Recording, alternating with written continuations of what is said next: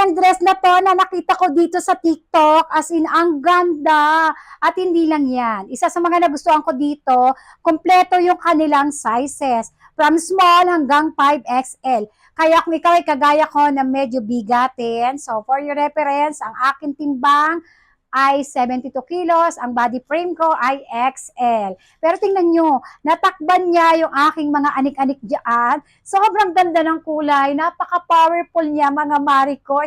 Nakakaputi pa yung kulay niya, pero may ibang kulay nito ha.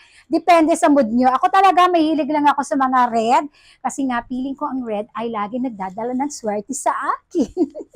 Alam niyo maganda to pang moling-moling. Halimbawa, may bag tayo dito.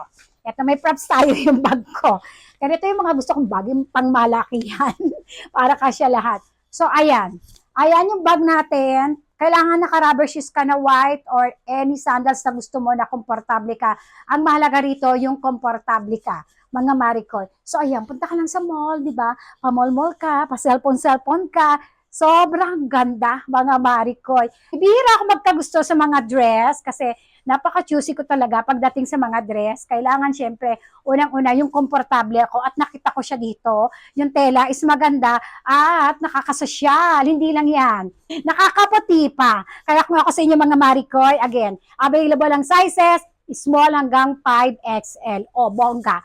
Bonggang-bongga yun. Doon pa lang sa sizes. Kasi bibihira naman sa mga dress yung ganan. Kalimitan sa mga dress hanggang large lang, di ba? Tapos yung iba pre-size lang. Ito hindi.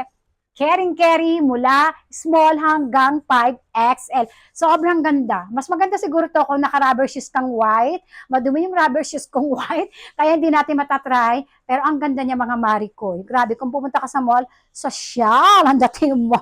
O, ilalagay sa yellow basket at pumili ka ng kulay pati ng size mo. Click na sa ating yellow basket.